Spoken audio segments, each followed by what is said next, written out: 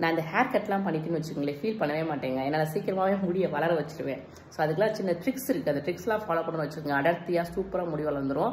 So நான் இன்றைக்கி என்ன பண்ணியிருக்கேன்னு பார்த்தீங்க அப்படின்னா, பாசி பயிர் இருக்குது பார்த்தீங்களா, அதை நைட்டில் செஞ்சுட்டு ஊற வச்சுட்டேன். நமக்கு ஹேருக்கு எவ்வளோக்கு தேவையோ அவ்வளோக்கு நான் ஊற வச்சுட்டு, அதுக்கடுத்து கருஞ்சீரகம் இருக்கு இல்லையா, கொஞ்சம் அதையும் நான் செஞ்சுட்டு நான் ஊற வச்சுட்டு ரெண்டையும் அரைச்சி இப்போ தலைக்கு அப்ளை பண்ணியிருக்கேன். வீக்லி ஏதாச்சும் ஒன்று வந்து இந்த மாதிரி ஹேருக்கு இந்த மாதிரி ஏதாச்சும் ஒரு பேக் போடணும். நீங்கள் அந்த மாதிரி ட்ரை பண்ணி வச்சுங்களேன், 3 மாதம் தான் முடி நல்லா அடர்த்தியாக நீளமாக வளர்ந்துடும். நானே உங்களுக்கு ப்ரூஃபாக காட்டுறேன்.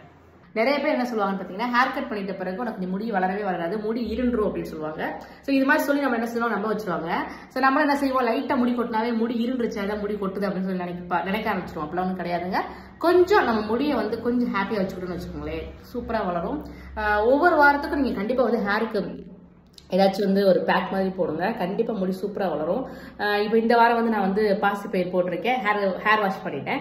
ஸோ அடுத்த வாரம் என்ன செஞ்சேன்னா, தலைக்கு எக்கு என்ன இருக்கோ அதை வந்து நம்ம வந்து தலைக்கு வந்து என்ன செஞ்சுக்கணும், பேக் மாதிரி போட்டுட்டு நீங்கள் குளிச்சிங்க அப்படின்னா 3 மாதம் தாங்க சூப்பராக உங்களுக்கு அடர்த்தியாக வந்து ஹேர் வளரும்.